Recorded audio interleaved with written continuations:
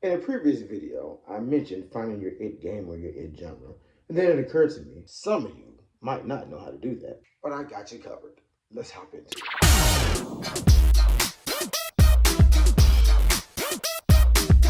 Now, of course, while I can't go through every individual person's preferences, I can give you guidelines to show you how to find your it genre or your it game.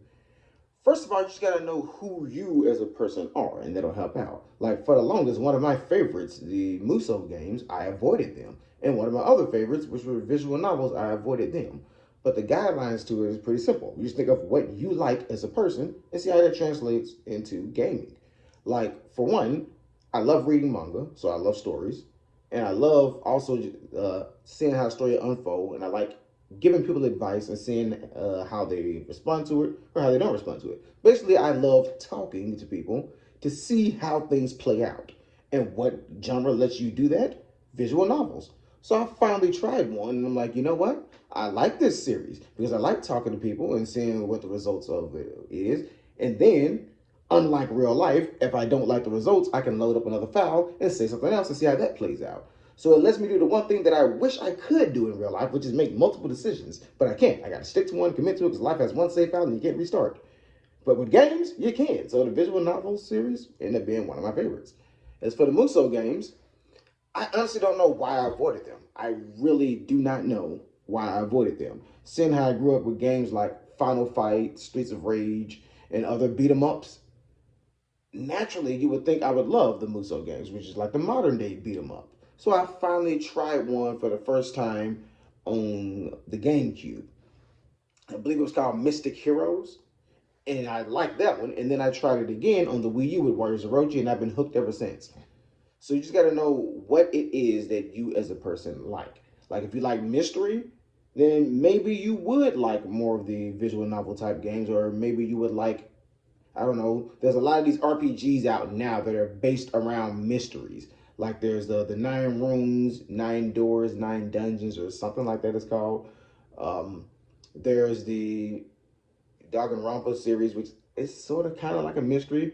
There's the horror game, right, which I'm told is horror. I haven't played it yet, but I'm trying to figure out how it's horror because it looks very cutesy animated to me. Doki Doki Literature Club. So there's like a lot of games around that if you're into mystery. If you just love racing or you just like cars in general, there's a lot of good racing games. If you if you like shooting games, but you don't want like your traditional military shooter like your Call of Duty and stuff like that, you got games like Borderlands. You got games like Apex Legends. You know, you got other types of games that are not just military shooters. So you just have to figure out what it is that you like. Like it might even start off with seeing what kind of movies you like, what kind of TV shows you like, what kind of books you read, or just what kind of activities you like to do. Like maybe you want to play something, but not something too heavy, and you want to just have a little, I'm not too serious about it, but I want to get into gaming. Like maybe you're big into exercise, and you just want to play an exercise game. There's Fist of the North Star, fitness boxing. So you just have to be able to know what it is that you are into and how that translates into gaming. So if you follow those guidelines, you will eventually find your it game or your it genre.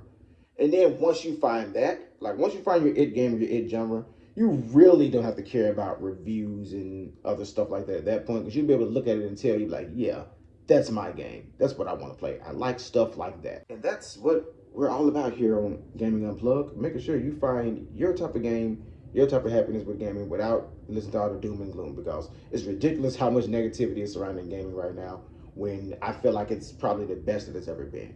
And if you want more of this content, we got another one for you right there.